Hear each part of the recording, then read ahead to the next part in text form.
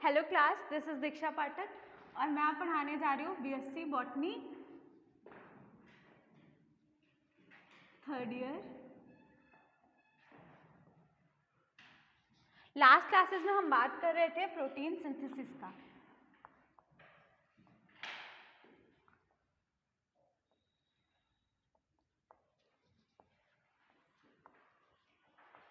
तो जिसको भी याद हो कोई उठ के बताओ प्रोटीन सिंथेसिस क्या है और कैसे हो रहा है। मैंने बताया था लास्ट क्लासेस में। प्रोटीन सिंथेसिस पता है,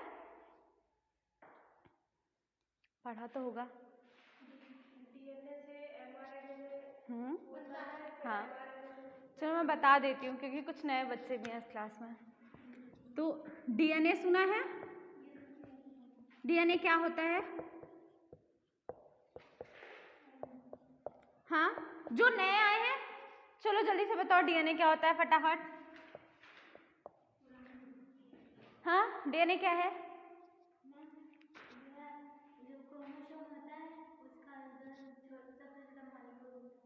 डीएनए सीरियसली?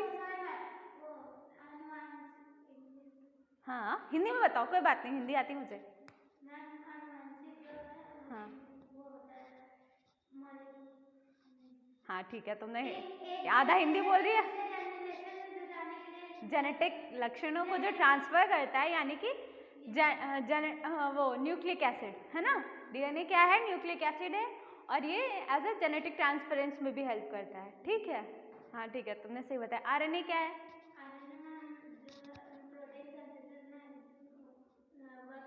बहुत सही।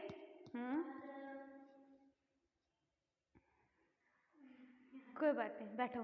तुम बताओ अपने लैंग्वेज में बताओ, डीएनए आरएनए पता है? खड़े हो जाओ पहले तो, जो समझ में आ रहा हो बताओ, कोई बात नहीं, अपने लैंग्वेज में बता दो।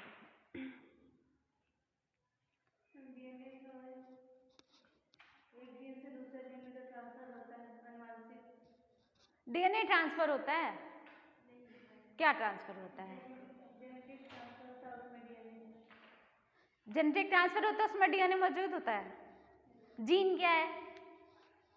क्लासेस तुमने नहीं किया ना, ये देखो इन लोगों ने किया, इन लोगों को पता है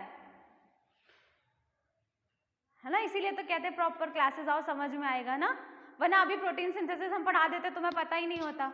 देखो क्या होता है, जो डीएनए होता है, डीएनए से एमआरएनए का फॉर्मेशन होता है और एमआरएनए से प्रोटीन का सिंथेसिस होता है। और प्रोटीन सिंथेसिस इस होल प्रोसेस को हम क्या कहते हैं? कौन बोला?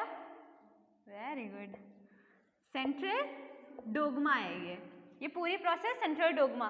तो जो यहाँ पे क्या होता है ना कि कोड पढ़ा है, कोड, जेनेटिक कोड मैंने लिखा दिया है, सब लोग लिख लेना, ठीक है। और जो नहीं समझ में आएगा पढ़ने के बाद वो मुझसे पूछ लेना। तो जेनेटिक कोड क्या होता है, हमने जब स्टार्टिंग से हमने पढ़ा है तो हमने न्यूक्लियोटाइड्स, न्यूक्लियोसाइड्स सब पढ़ाया है, ठीक है। तो और phosphate bond, sugar, nitrogenous base, ये सब सुना है? नाइट्रोजनस बेसिस कौन कौन से होते हैं? वेरी गुड यार, पढ़ रही थी क्या तुम लॉकडाउन में? इसको याद है सब।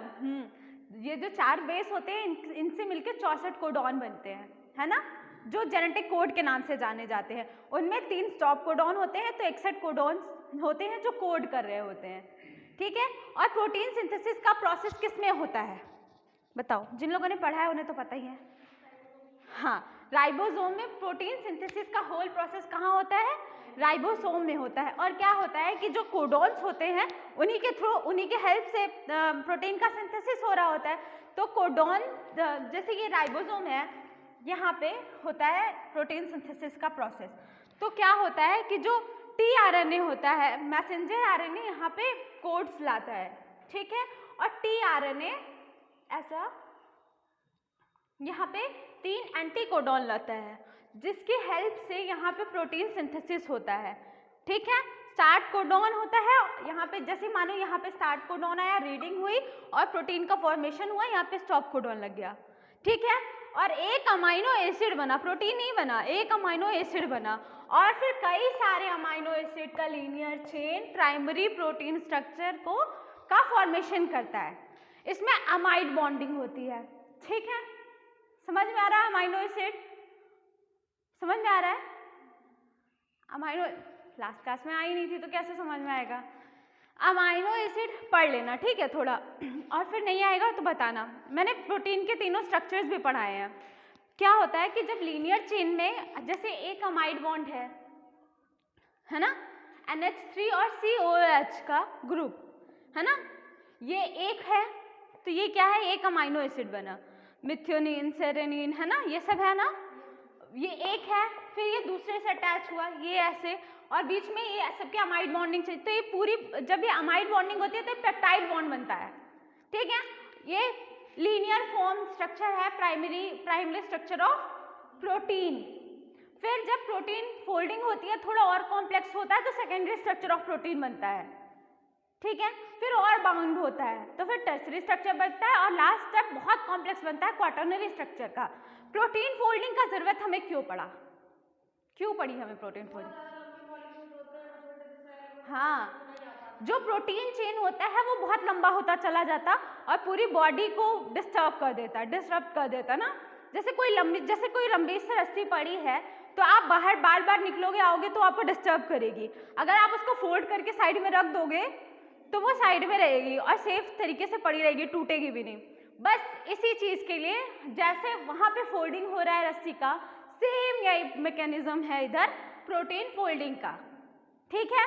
प्रोटीन सिंथेसिस समझ में आ रहा है? हमने आरएनए, प्रोटीन सिंथेसिस में आरएनए के रूल लिखा दिए हैं, राइबोसोम का लिखा दिया है। अब आगे चलते हैं, ठीक है।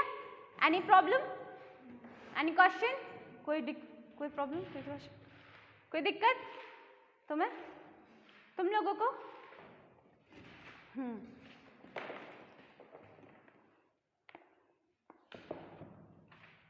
Amino acid into protein chain, ठीक है, full stop. Each ribosome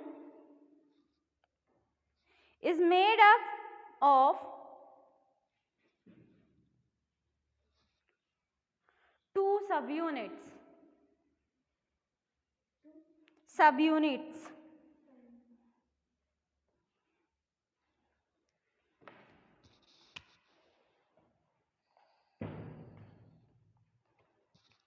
Large and small subunits and small subunits.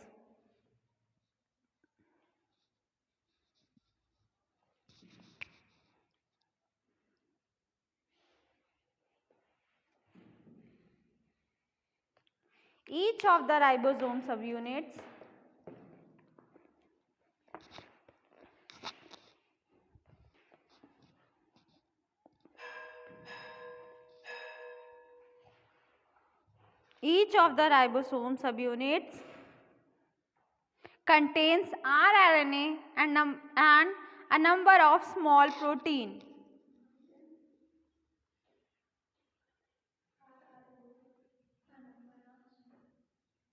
And a number of small protein.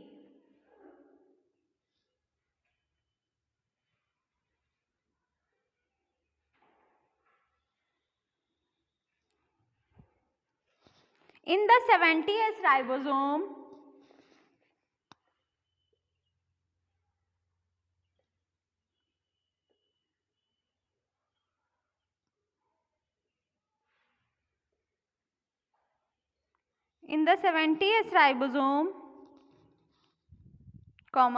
the 30th subunit consists of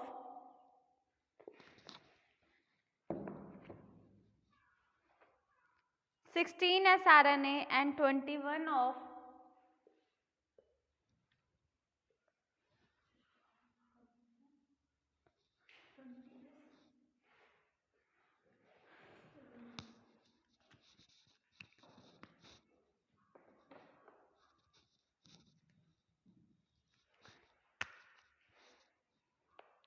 In the 70th ribosome, the 30th subunit consists of 16 sRNA and 21 R proteins. Whereas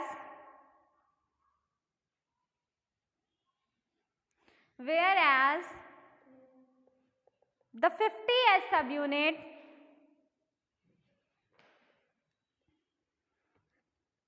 contains 23 rRNA and 5s rRNA. 23 rRNA के बाद comma लगाना, comma लगाओ और फिर लिखो 5s rRNA and 31 R proteins.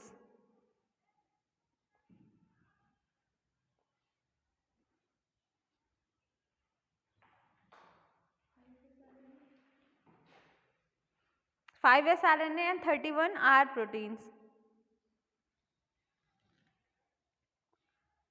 छूट तो नहीं रहा है?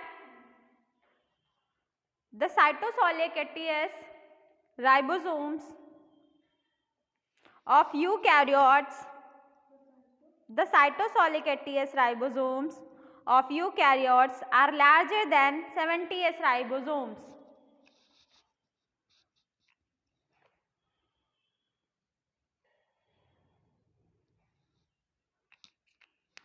The total content of both कहाँ पे छूटा? ATS ribosomes of eukaryotes are larger than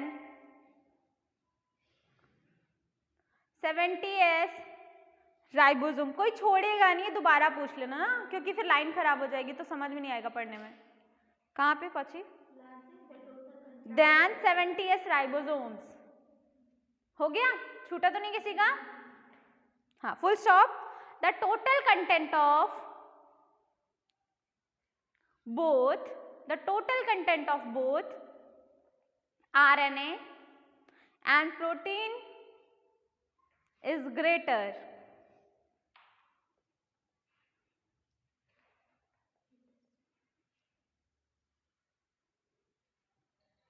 Full stop. The larger 60s subunit contains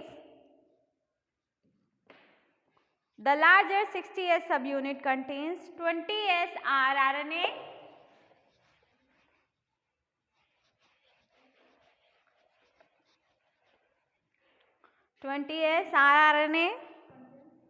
comma 5s rRNA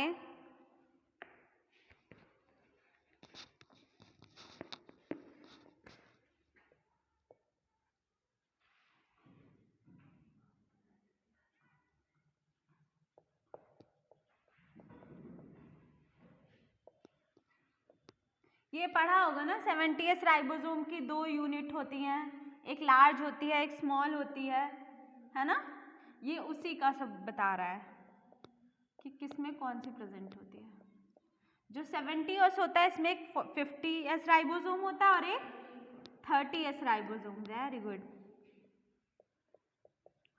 और जो 80s राइबोसोम होता है एक 60s होता है और एक. Very good. बहुत आता है यार तुम लोगों को. पढ़ रही थी लॉकडाउन में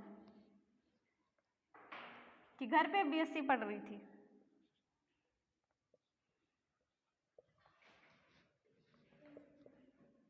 अच्छी बात है, पढ़ते रहो, जल्दी जल्दी पढ़ो. बीएससी खत्म हो रहा है तुम लोगों का, आगे की तैयारी करो. ये लिखना है कि कहाँ पे थे तुम लोग? लास्ट लाइन बोलो. 5s RNA comma 5.8s rRNA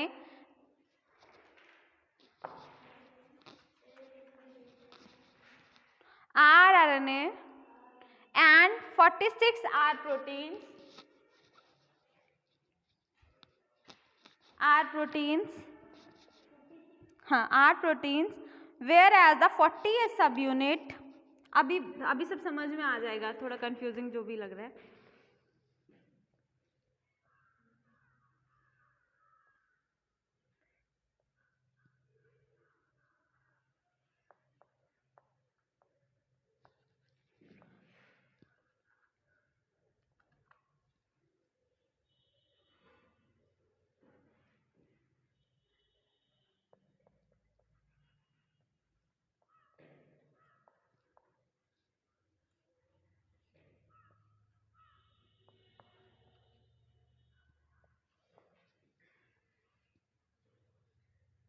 छूटा है कहीं पे?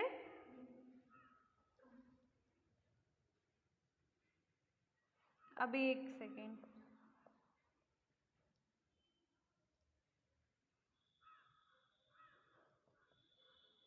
किस तरह से इसमें आरएनए और प्रोटीन डिवाइड होता है ना, ये उसका चार्ट है, बना लो। हाँ रुक जाओ, पहले लास्ट लाइन में अभी मैच करवा दूँ तब बनाओ।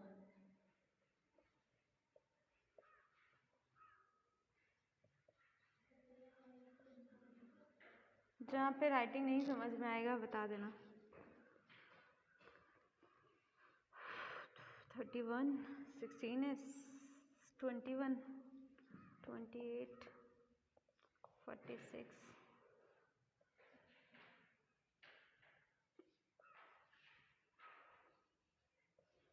18 is 33.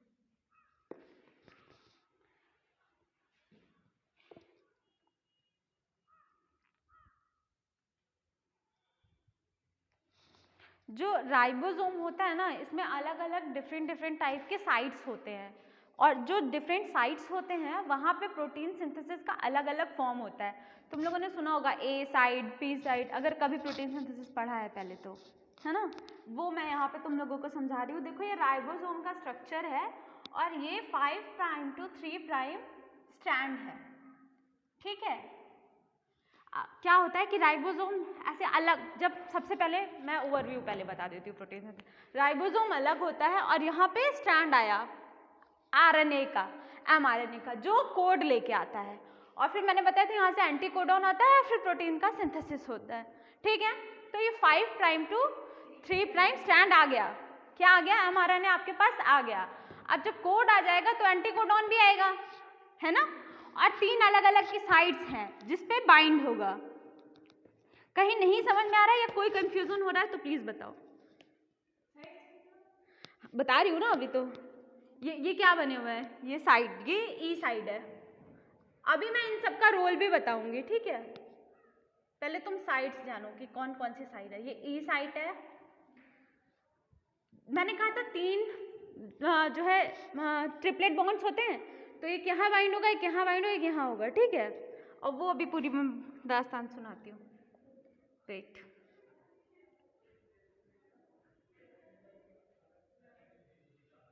ये पी साइट है और ए साइड लिख लेना, ठीक है। ये क्या है, लार्ज राइबोसोमल सब यूनिट,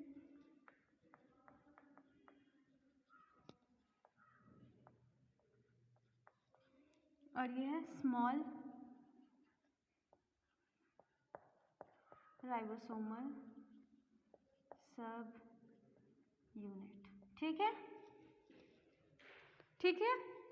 मतलब हम अभी हम सिंथेसिस नहीं पढ़ रहे हैं, अभी हम सबका रोल पढ़ रहे हैं, ठीक है। तो क्या बताया कि राइबोसोम ओपन होता है, स्ट्रैंड आता है और 3 अलग अलग साइट्स बनती हैं। और इसका मैं लेबलिंग कर दे रही हूँ।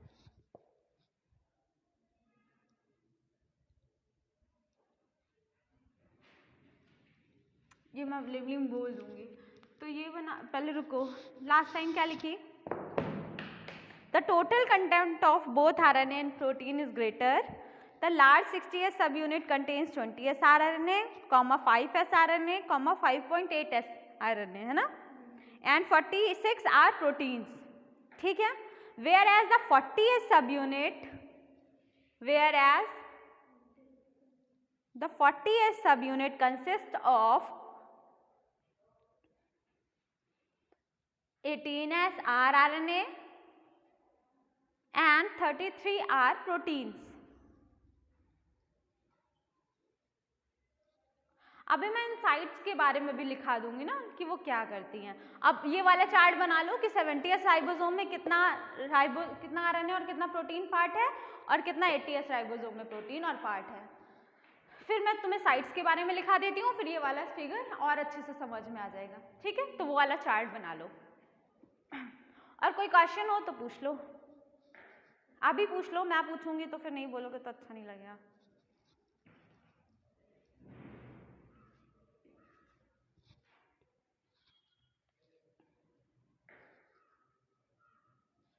बस इस चार्ट में इतना दिखाया गया है कि कितने में कहाँ आरएनए और प्रोटीन किस तरह से डिवाइड हो रहा है।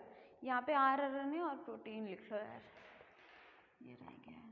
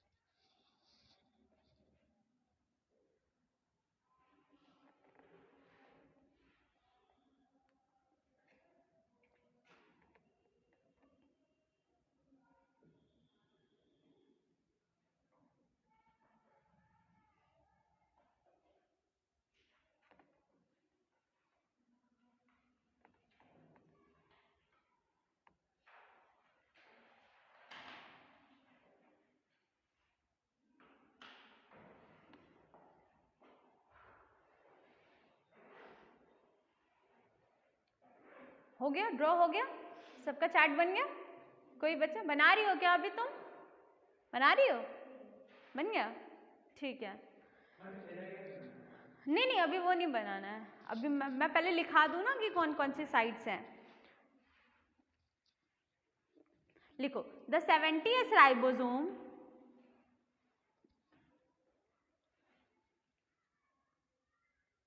The 70th ribosome has 3 tRNA binding sites.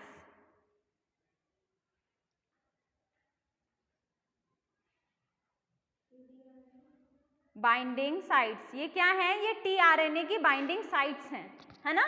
tRNA transfer RNA इसी में आके बाइंड करेगा tRNA, ठीक है? लिख लिया? तो first sight is P site. P site के बारे में लिखो, हेडिंग डालो P site.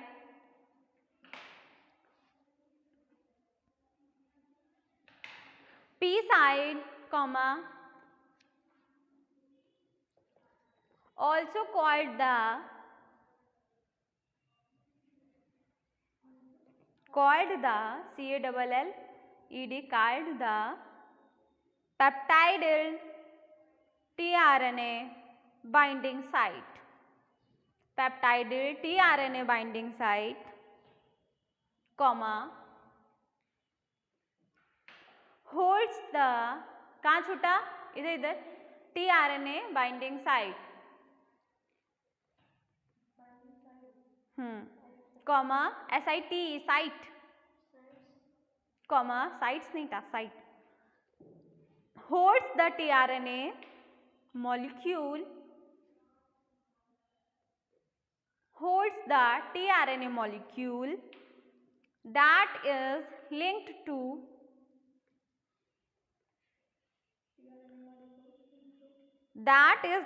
to the growing polypeptide chain. That is linked to growing polypeptide chain. कहाँ छूटा? Full stop. Growing to polypeptide chain. Full stop. Next heading A site. तो P site क्या है? टीआरएनए का बाइंडिंग साइट है ये, ठीक है, सेंटर वाला।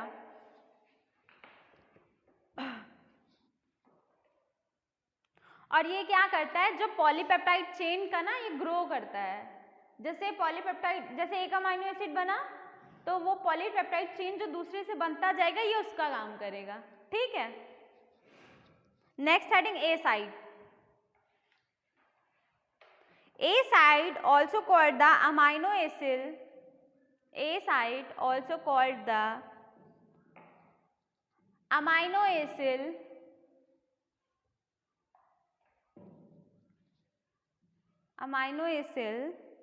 tRNA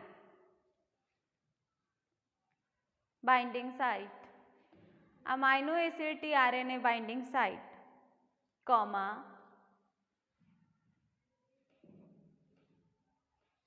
holds the incoming tRNA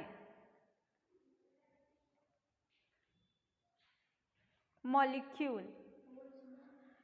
Holds the incoming tRNA molecule charged with an amino acid.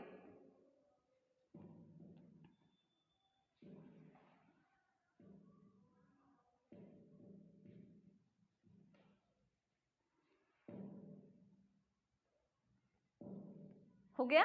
कहीं छूटा तो नहीं? नेक्स्ट हेडिंग डालो E site.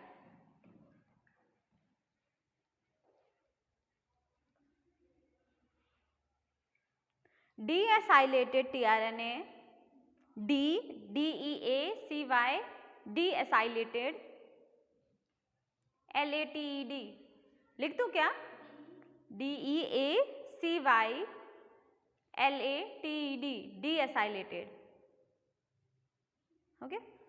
Deacylated tRNA, comma, lacking any, नहीं ब्रैकेट में लिखो, lacking any amino acid, bracket close, exist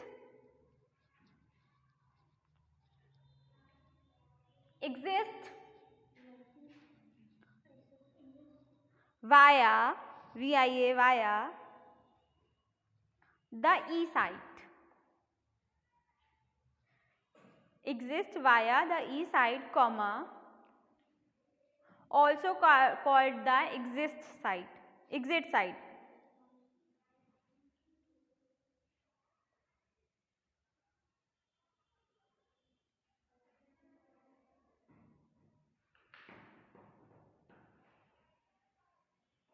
ये figure बना लो। क्या हुआ? छूट गया? एग्जिट साइट छूटा तो नहीं? बैठ जाती हूँ ताकि दिख जाए।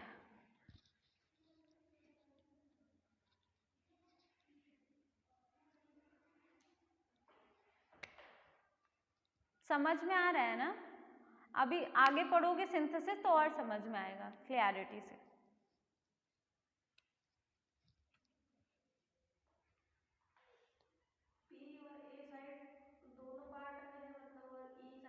ई एग्जिट साइड है ना? अभी हमने क्या पढ़ा कि ई एग्जिट साइड है। अभी हम पूरा तुम्हें समझाए, अभी समझाएंगे, रुक जाओ। इधर से होगा, हाँ, एग्जिट बाहर वाला, हाँ।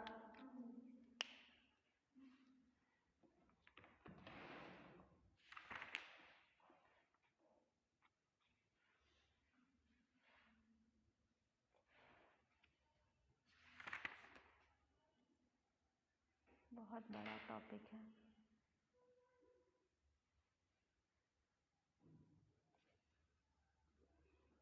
हफ्ता ले लेगा ये खत्म होने में, पर बहुत इम्पोर्टेंट टॉपिक भी है।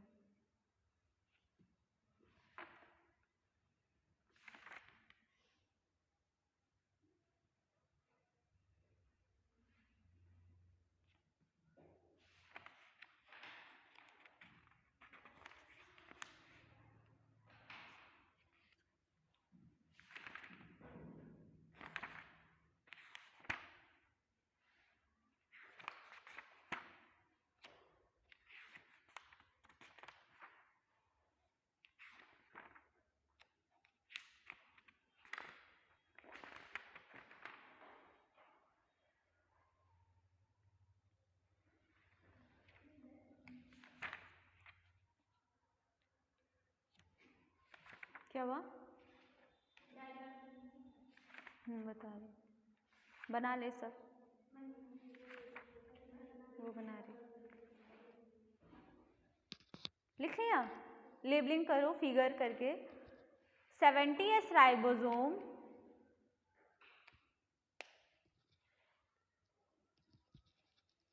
both the large and small subunit contribute. The large and small subunits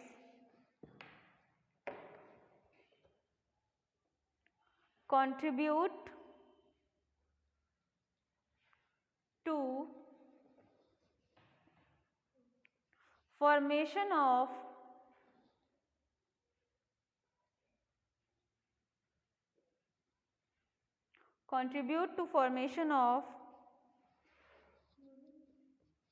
three reasons. Three reasons. REGIONS. THREE.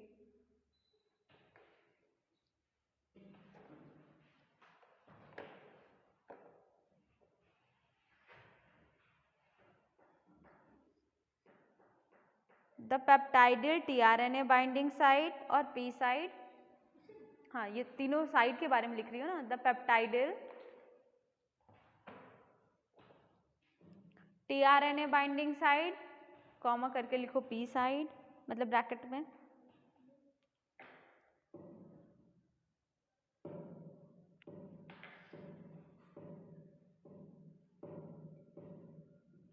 The amino acid tRNA binding site,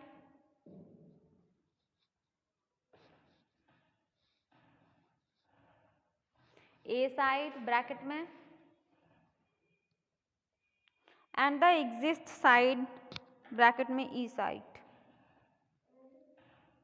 and the exit site bracket में E site.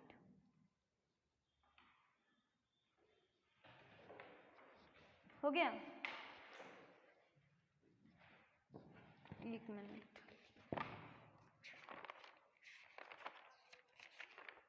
Starting में एक चीज लिखाई थी।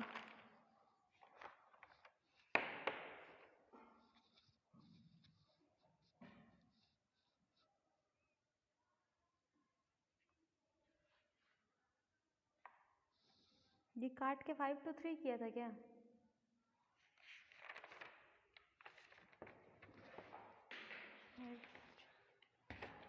Side कैसे हो सकता है ये?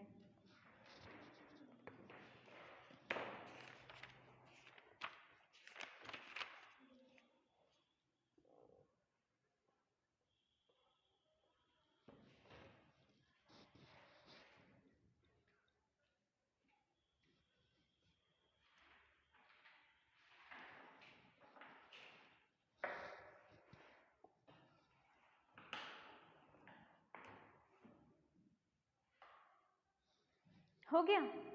Any questions? कुछ पूछना है?